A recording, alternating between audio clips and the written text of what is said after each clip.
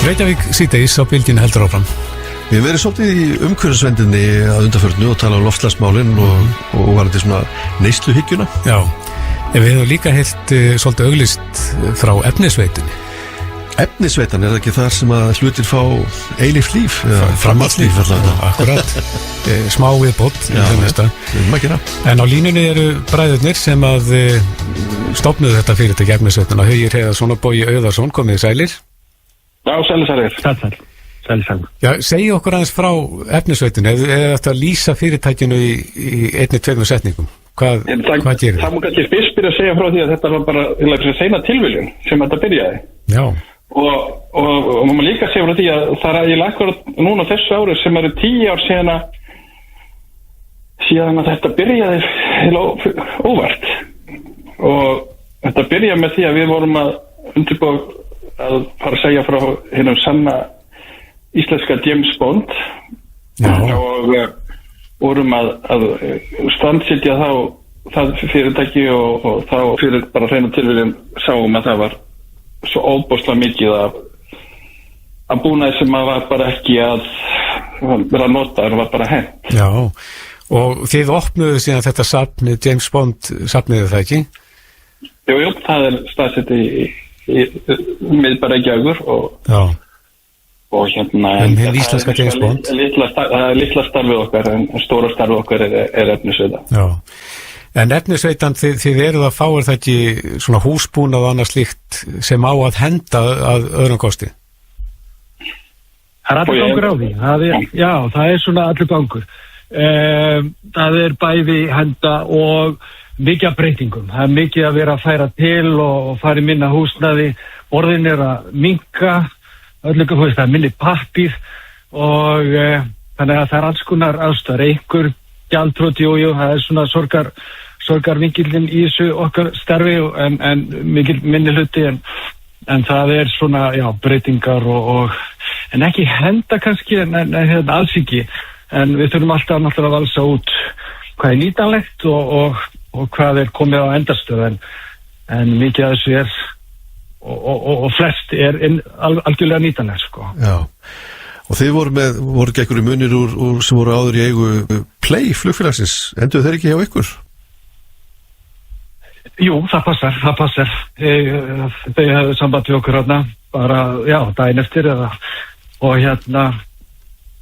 það var ýmislegt mitt á Suðurlandsbrautinni og náttúrulega Keflavík líka og nýtanlegt allt frá, pennum og upp í stóra, stærri hluti og Enga flugvélar? Þetta er bara flugvélar, það er minni flugvélar. Við fengum þessar litlu flugvélar sem við fáum, getum keypt sjálf í vélunum, sko. Fengum eitthvað af því og ýmislegt töskur, við erum með töskur núna.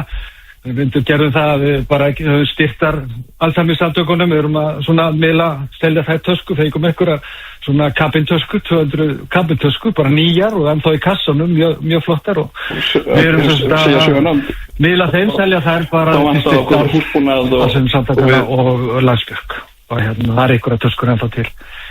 Þannig að þetta er svo, það er engin dagur eins, það er alltaf, það er svo skemmtilegt í þessu þannig, okkur finnst við vera bara í kapphlaupi að ná svolítið öldinni að minnka sóun úti og að koma þessu áfram, koma þessu í loftið og við reynum að taka myndir, þannig að við tölum ofta okkar á milli svona þannig að Guðbjörg og Rauðuröfn geti skoða því það er ekki allir sem geta komið, oftast er þetta svona á höfuðborgarsvæðinu þá er landsbyggðin að koma sterk inn eins og Akureyri núna og Vestmannaeyingar eru duglegir og með fleiri staði þá er þetta út um allt og þess vegna reynum við okkar enda að taka margar myndir og málsetningar þannig að það sé svolítið hægt að sjá hlutina. Þetta er notaður hlutur, þetta er ekki nýr hlutur og þá þarf svolítið að sjá allar hlýðar og undir og yfir og hvað klukkan slæð þannig að taka ákvörðun að kaupa eða hvað gera skal. En þú nefndir þessa sölu á Play ferðartöskunum eða kabin töskunum til styrktara Alzheimer-samtökunum og Landsbjörg. Hvernig gengur þessi söfnun? Hún gengur fín, sko. Við fengum einhverja 200 töskur og fengum það bara niður í rúsi hjá okkur í Skeifu og það er einhverjar 130-40 töskur farnar og það merktar play? Já, það eru merktar play, þú sjáu þetta á bara efnisveitan.is og smellir þarna lít á skrá, þá eru nokkuð ábyrrandi þar auglýsingin og rauðar töskur Já, það svo sem jú, það rauðar og ekkert það lítið merki sem merktar play en ég nota þetta sjálfur og þetta bara fínast og það læsing á þessu og þetta bara vel nýtanlegt, við skulum ára það, þetta vel nýtanlegt og Það alls konar dótt hjá okkur á efnisveitan.is, ég sé það eftir að kaupa þvagskálar meðal annars. Já, það er eitt. Við erum að vinna með Sambíónum í Álfabakka. Það koma þaðan, það náttúrulega þvagskálar koma alltaf öðru hverju og með fyrstu vöru sem við bara tókum inn í grunninn fyrir 10 árum, sko. Það var mikið farið eins og með Íslandsbanka kirkjustandi á sínu tíma, við vorum það nú í ykkur 3-4 ár, sko, að miðl og því, þar inni voru, ég veit ekki, hvað 40 þvagskálar. Það voru á sínu tíma, og Sambíón Álfabakka núna, það eru þvagskálar þar sem eru núna á skrá, það er mjög ólega síðan í okkur, en þvagskálar, salerni, þetta er eitthvað sem er nokkuð einn standardvara hjá okkur og nýtist og það er kassi hérna bakvið og takkinn og það er bara að frífa þetta, það er eina sem það að gera og það var þetta komið, sko. Já, rýmislegt runnið þarna í gegn. Já, rýmislegt runnið í gegn, já.